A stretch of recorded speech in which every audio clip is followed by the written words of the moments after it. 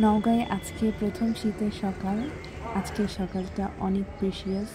আমি এক কাপ চা হাতে চলে এসেছি বারান্দায়। নওগাঁ আসার আগে শুনছিলাম যে নওগাঁয় নাকি অনেক ঠান্ডা পড়েছে, বাট ফর্চুনেটলি আমরা আসার পরে ওয়েদারটা খুবই সুন্দর, একদম মৃদু রোদ, এনজয় করার মতো। একটু গলাটা খুসখুস করছিল, এই জন্য চা নিয়ে চলে আসলাম, বাট আলহামদুলিল্লাহ আমি ডক্টর দেখানোর পর থেকে আমার গলাটা একটু আরাম পেয়েছে। সকাল সকাল একটা কাজ ছিল, এই জন্য খিচুড়ি আর ডিম ভাজি খেয়ে আমরা রেডি হয়ে বের হয়েছি। তাড়াতাড়ি করে কাজটা সেরে আসলাম। তারপরে এখন হচ্ছে দুপুরের রান্নার প্রিপারেশন। আমাদের বাসায় যে খালাটা থাকেন, ওনার দেশ আর আমার দেশ একই জায়গায়, এই জন্য নওগাঁয় এসে উনি ওনার বাড়িতে যাবেন ছুটিতে। আজকে রান্নাটা উনি করে দিবেন আর টুকিটাকি ঘর পরিষ্কার করতে হবে। পর আগামীকাল উনি ওনার বাড়িতে চলে যাবে ছুটিতে, ওনার মেয়ের বাসায় মেয়েদের সাথে দেখা করতে যাবে। আমিও ভাবলাম যে আমি যেহেতু ছুটিতে আসছি, ওনারও তো ছুটির দরকার, আর উনি বেশ কিছুদিন ধরে আমাদের বাসায় আছে। প্রায় 3 মাস হয়ে গেল ওনার বাড়ির কারোর সাথে দেখা হয়নি, তো এই জন্য আমিও যেতে বললাম যে সবার সাথে দেখা করে আবার সময় মতো চলে আসতে। আমরা যেহেতু খুবই অল্প ছুটিতে নওগাঁয় গিয়েছি, আবার তাড়াতাড়ি ব্যাক করবো।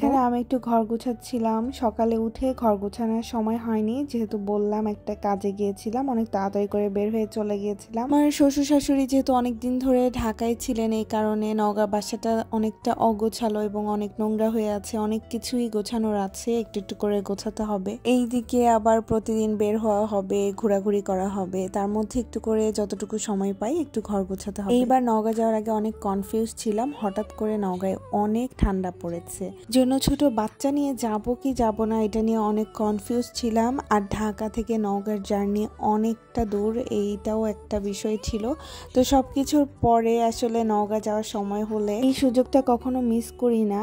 আর দুইজন লাইফ পার্টনারের একই জায়গায় হোম টাউন হলে তাহলে কিন্তু খুব ভালো লাগে, খুব সুবিধা হয়, যে কোনো ছুটি পেলে ছুটিটা কাজে লাগানো যায়, একসাথে যাওয়া যায়, দুইজনের কালচার মিলে। তাদের লাইফ পার্টনার অন্য জায়গার, তারা রিলেট করতে পারবেন। তো হঠাৎ করে আমার 2 বোন আসলো বাসায় জাইবাকে নিয়ে যাওয়ার জন্য। গতকাল যখন মার বাসায় গিয়েছিলাম তখন বাবার সাথে দেখা হয়নি জাইবার, এই জন্য বাবার দোকানে গেলাম প্রথমে জাইবাকে রাখতে। ওকে আমার বাবার দোকানে রেখে আমি মার্কেটে চলে গেলাম, টুকিটাকি কাজ ছিল। নওগাঁর মার্কেটে সব কিছু পাওয়া যায়, ছোট্ট জায়গা কিন্তু সব কিছু পাওয়া যায়। ঢাকায় এত কেনাকাটা করি, তারপরেও মনে হয় কেনাকাটা শেষ হয় না। নওগাঁয় গেলে আমার একটু টুকিটাকি কেনাকাটা করাই লাগবে। যে একটা চাদর কিনলাম প্রথমে, তারপরে কিছু কসমেটিক্স লাগতো, আমি ভ্যাসলিন নিয়ে যেতে ভুলে গিয়েছি, শ্যাম্পু, কন্ডিশনার, এগুলো নওগাঁয় যেগুলো রাখা ছিল সেগুলো শেষ, এই জন্য নতুন করে কিনলাম। তারপরে হেঁটে হেঁটে সামনের দিকে আসতে এই দোকানটাতে মুড়ি মোয়া পাওয়া যায়। তিলের নাড়ু দেখে আমার ছোট বোন আবার টেস্ট করলো, এখান থেকে আমরা তিলের নাড়ু নিলাম, ছোট ছোট তিল নিলাম, যেটাকে আমরা সেসিমি সিড বলি। পাশে কয়েকদিন পাউরুটি বানিয়েছিলাম, তো সেসিমি সিডের অভাবে আমি এটা উপরে দিতে পারিনি, এই জন্য আমি ওখান থেকে নিয়ে নিলাম। উনি বললো যে দেশি যেগুলো তিল এগুলো নাকি বেশি মজার হয়। তারপর হচ্ছে এখানে আমরা গরম গরম লুচি খেলাম, সমুচা খেলাম, সিঙ্গারা খেলাম। তারপর এখান থেকে আরেকটা দোকানে গেলাম, ওখানেও কিছু টুকিটাকি কেনাকাটা ছিল। তারপরে বাসায় গেলাম যে এখন লাঞ্চ করব। শীতের দিন না অনেক মজা লাগে খাওয়া দাওয়া করতে, অনেক ধরনের সবজি থাকে, মাছ মাংস। তো তারপরে তাড়াতাড়ি খাওয়া দাওয়া করে এখন আমি রেডি হয়ে বের হয়েছি। এর মধ্যে আমার বাচ্চা খাওয়া দাওয়া করে ঘুমিয়ে গেছে এবং ওর ঘুমানোর টাইমটাই আমি বের হয়েছি। আমরা এখন চলে যেতাম, নিতাম না।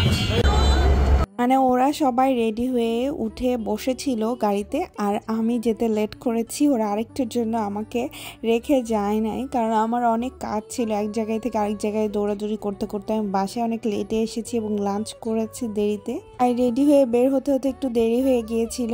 আসলে বিয়ের পরে শ্বশুর বাড়িরও অনেক রেসপন্সিবিলিটিস থাকে, এই কারণে আসলে সব দিকে টাইম মেনটেন করতে যে একটু দেরি হয়ে গেছে। আর আমি নিজেও এত ঝটপট করে কাজ করতে পারি না, সত্যি কথা, আমি একটু অলস টাইপের, একটু স্লোলি কাজ করি সবকিছু।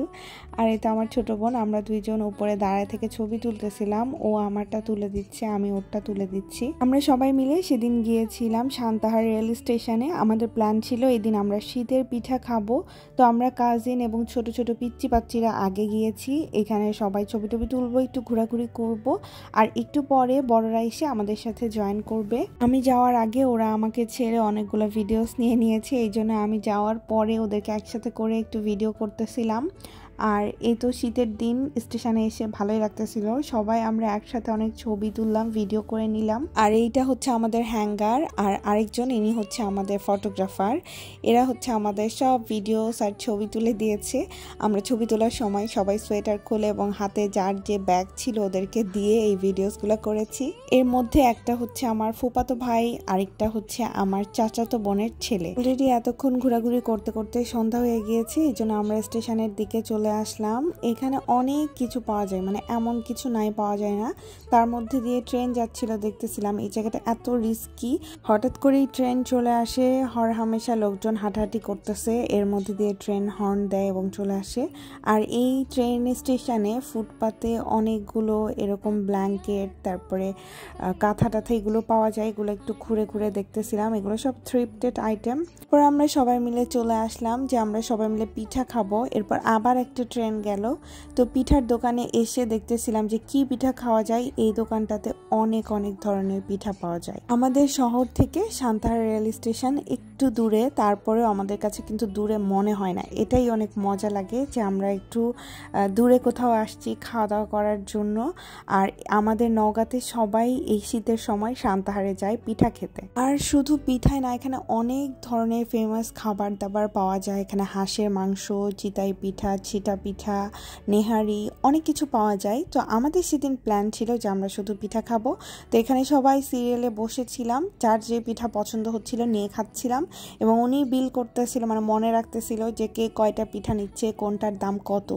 তো তারপরে আমরা সবাই মিলে সিরিয়ালে বসে অনেকগুলো পিঠা খাওয়ার পরে চা খেতে আসলাম। এখানে অনেক ধরনের চা পাওয়া যায়, তেঁতুল চা, মালটা চা, র চা, মশলা চা, এরকম। আমরা এরকম এক একজন এক একটা চা নিয়েছি। আমার একটু টক পছন্দ, এই জন্য আমি তেঁতুল চা নিয়েছি, কেউ মালটা চা নিয়েছে, জলপাই চা নিয়েছে। ওগুলো অনেক মজা। আমরা একজন আরেকজনের একটু টেস্ট করে খেয়ে দেখতেছিলাম কেমন। তারপর সবাই মজা করে আমরা শহরের দিকে চলে আসলাম। এর মধ্যে আমার বাসা থেকে ফোন আসলো যে জাইবা ঘুম থেকে উঠেছে। জাইবা ঘুম থেকে অনেকক্ষণ আগে উঠেছে, ওর দাদু ওকে নিয়ে ঘুরতে গিয়েছিল। এরপর আমি জাইবাকে পিক করে চলে আসলাম। তো আজকে আমার বরাবর বাসায় হাঁসের মাংস দিয়ে রাতে খাওয়ার দাওয়াত।